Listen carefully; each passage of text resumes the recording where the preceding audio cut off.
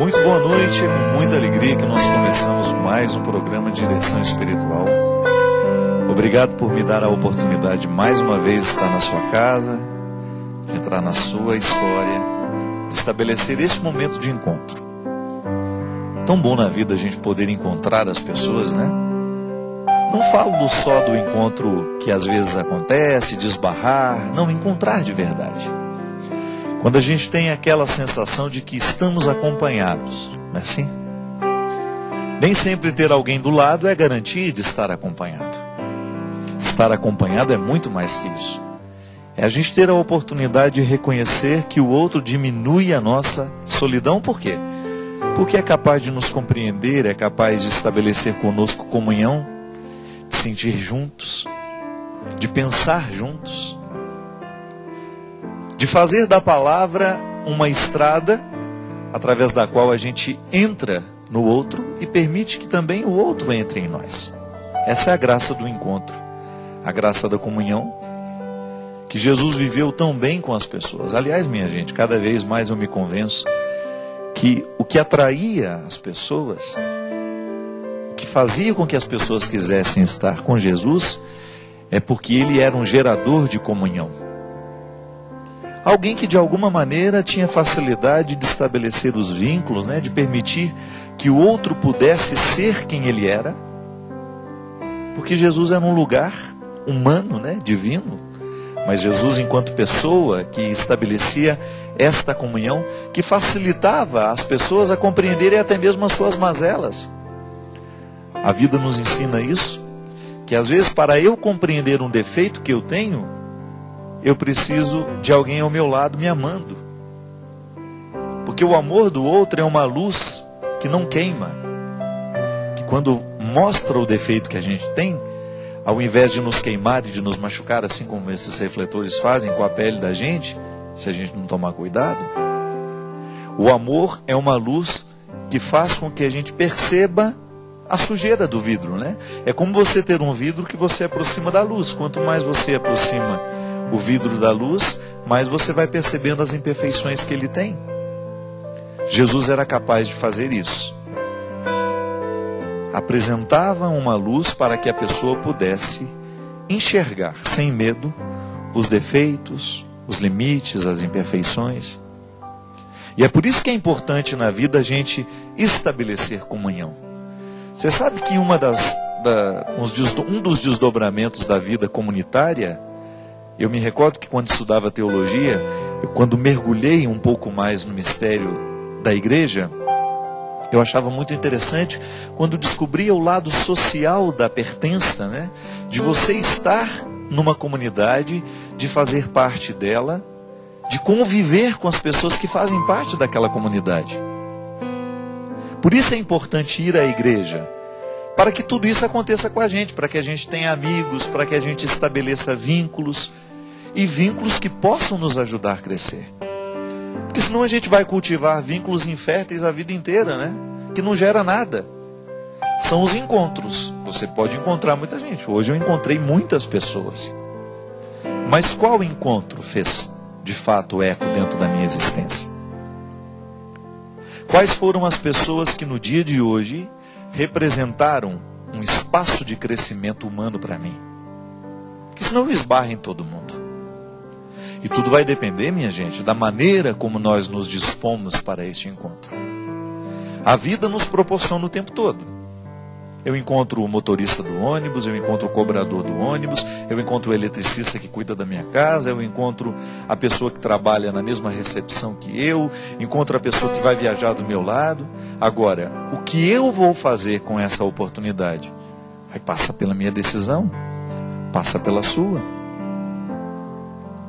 Toda vez que a gente tem a oportunidade de estabelecer um encontro que nos faz crescer, que nos torna melhores, é ótimo, é maravilhoso. A gente já falou aqui tantas vezes do quão é bom aprender, né? De repente você encontra uma pessoa que tem um conhecimento que você não tem, e aquela pessoa lhe proporciona, naquele momento do encontro, a oportunidade de você superar, por exemplo, estados de ignorância.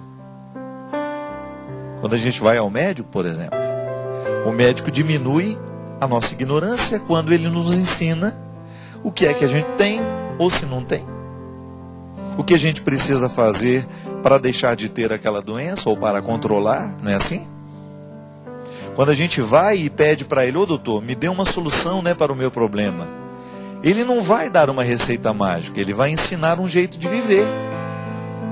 Vai dizer se a gente precisa tirar um pouquinho alguma coisa da dieta, se a gente precisa modificar algum jeito de lidar com a gente mesmo. Às vezes o médico olha e fala, né, olha, você precisa ficar menos preocupado, né? Eu me recordo que logo quando eu saí daquele cruzeiro católico que nós fizemos no ano passado, eu passei mal na estrada, indo do Porto de Santos até Taubaté. E passei muito mal mesmo. Fiquei com batimento cardíaco, sei lá se era acelerado ou se era devagar. Eu sei que eu fiquei muito ruim. E quando estava lá dentro do meu apartamento, né, eu tenho um vizinho que mora praticamente parede e meia, né, que é o Dr. Rogério, é um cardiologista. E aí os amigos que estavam comigo chamaram o Dr. Rogério. Eu estava lá prostrado na cama, sem conseguir até ficar em pé. E aí ele ficou, segurou minha mão, tirou a pressão, aquela história toda. E aí ele começou a falar com calma assim comigo. Padre, eu vou dizer algumas coisas para o senhor que eu sei que o senhor fala sempre para os outros, né? E o Dr. Rogério é um homem muito sábio. Tive a oportunidade de me encontrar com ele, de fazer exercício físico com ele durante muito tempo na academia antiga que a gente tinha em Taubaté. E eu já sabia que além de um bom cardiologista, é um homem sábio. E aí ele falou para mim assim, o senhor precisa às vezes reconhecer que o senhor não pode fazer, que o senhor não tem como atender tudo que é solicitado, e que às vezes a saúde da gente depende de estabelecer esses limites. E ele falava com uma calma tão grande que me deu uma liberdade de chorar ali naquele momento, sabe? Eu chorei igual uma criança ouvindo aqueles conselhos dele. E é interessante como às vezes a vida nos coloca em lugares diferentes, né? Eu estou acostumado a dizer tanto isso, naquele momento, um cardiologista ali dentro da minha casa, no meu quarto, na minha intimidade, dizendo para mim aquilo que eu estou cansado de saber, mas que de vez em quando preciso ouvir de novo. Então ele não só cuidou ali da minha saúde física, como também interferiu na minha saúde espiritual. Isso é interessante demais, minha gente, quando a vida nos dá essas oportunidades. Quando o encontro acontece de fato, alguma coisa é transformada. A gente muda um ponto de vista, né? É bom a gente ser alterado para melhor. É bom quando a gente descobre que a gente está atento a isso. Hoje eu quero encontrar as pessoas, eu não quero perder a oportunidade do encontro. Mas quero encontrar de fato. Quero encontrar para fazer bem e também que o outro me faça bem. Para isso nós somos amigos, para isso nós somos famílias. E para isso a gente se encontra. A casualidade, né? Tantos encontros que você não esperava por eles. E de repente você está ali com aquela pessoa, permitindo-se ser afetado por ela, permitindo que o outro lhe conceda sabedoria. Ou às vezes, minha gente, nem é para chegar a resposta nenhuma, é só para dividir o peso do momento. Porque às vezes o outro não tem a resposta que a gente precisa, mas ele pode ser, de repente, um momento onde a gente desamarra as fardas, né? Os fardos que nos pesam tanto, que a gente tira a botina, né? Que a gente fica à vontade. A gente precisa disso. Você precisa disso. A sua qualidade de vida passa pela qualidade dos seus encontros. E aí, de repente, você pode chegar à conclusão de que você não está encontrando como deve. Modifique. Às vezes o que falta para nós é modificar o nosso jeito de ser, para que a vida fique mais leve para nós. Às vezes nós complicamos demais, às vezes nós somos muito complexos, nós somos aborrecidos demais. E porque somos complexos e aborrecidos, nós perdemos a oportunidade de viver com qualidade. Faz um esforcinho. Se errou hoje, amanhã não permita errar da mesma forma. É assim que Jesus mudava a vida das pessoas. Quando ele apresentava para elas possibilidades. Pode observar, em nenhum momento, por pior que fosse a vida das pessoas, Jesus concedia a elas uma condenação, não. Era sempre uma palavra de salvação. Eu gosto de dizer que quem gosta de condenar é o diabo. Deus gosta de salvar. E faz de tudo para nos salvar. Mas a salvação que Deus nos concede passa pela permissão do meu coração e do seu. Hoje eu quero que a vida seja melhor em mim. E quando eu opto por ser mais simples, menos complicado, menos aborrecido, menos carente, eu faço com que a vida das pessoas que estão do meu lado fique melhor. É um compromisso para todo dia. Não é só para hoje, não é só para amanhã. É um pacto que a gente começa a fazer com a vida. Eu quero fazer esse pacto, sabe por quê? Porque o primeiro interessado no meu bem-estar sou eu mesmo. Se você não faz o pacto, você se infelicita. Você começa a colocar dentro de você, ou guardar dentro de você e alimentar em você, uma série de sentimentos que não vale a pena. Você começa a registrar dentro do seu coração coisas que definitivamente foram feitas para serem passageiras. Então, o encontro, ele me desperta para agir melhor, para viver melhor, para pensar melhor. Às vezes eu fico pensando do quanto é importante a gente purificar os nossos pensamentos. E aí, o que a gente pensa depende do que a gente vê, depende do que a gente lê, depende daquilo que a gente permite que demore dentro de nós, depende da música que a gente escuta. Por quê? O nosso pensamento é um sistema integrado. Tudo que me rodeia me faz pensar. Então, se eu permito que coisas ruins fiquem me rodeando, é natural que eu fique pensando ruim também. A gente tem que tomar muito cuidado para a gente colocar um filtro na realidade. Porque esse filtro é que vai dar qualidade à nossa vida.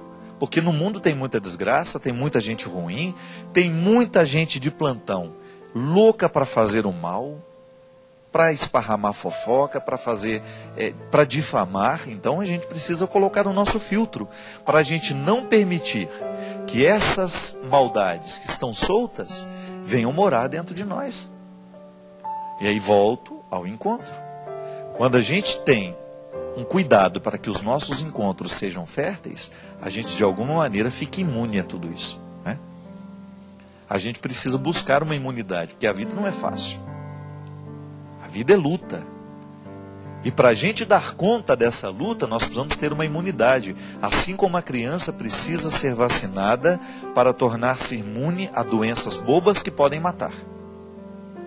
Às vezes nós morremos espiritualmente por causa de bobagens. Às vezes nós desperdiçamos um dia da nossa vida por causa de bobagens. Às vezes nós desperdiçamos uma semana na nossa vida por causa de uma bobagem. E aí o pior, quando a gente percebe que nós estamos desperdiçando anos e a vida inteira por causa de bobagens que a gente resolveu guardar. São aspectos da nossa personalidade, minha gente. E é por isso que eu não me desprendo dessa responsabilidade. Eu preciso crescer. E eu posso ajudar a crescer os que estão do meu lado. É a consciência que você precisa ter. Porque senão se você não lida com a sua personalidade, se você não enfrenta de frente, né? Se você não olha de frente para os seus defeitos, para as suas bobagens, você corre o risco de que elas comandem a sua vida inteira. E aí é lamentável quando você, num determinado momento da vida, descobre que não valeu a pena ter sido você. Que você perdeu tempo, que você desperdiçou um período precioso da sua vida, porque você resolveu se ocupar com bobagens. De onde nascem essas bobagens todas? Da nossa personalidade. Quantas coisas ruins acontecem justamente porque a gente não estava disposto a trabalhar a personalidade, o nosso jeito de ser. Aí a gente se justifica, eu sou assim mesmo. Então cuidado, porque sendo assim mesmo e escondendo atrás desse eu sou assim mesmo, você vai comprometer a sua alegria, você vai comprometer a sua felicidade. E eu não sei se isso vale a pena. Comprometer a felicidade da gente. É por isso que Jesus ensinava um código de leveza. Quanto mais leve a gente for, minha gente, mais fácil será lidar com a gente. Quanto mais leve a gente for como pessoa, mais fácil será ter o outro do nosso lado. Porque senão a gente vira um peso morto. E não acredito que ser um peso morto seja um projeto que vale a pena. Joga fora os seus excessos. Não tenha medo de olhar para dentro de você e descobrir aquilo que existe de mais mesquinho para jogar fora.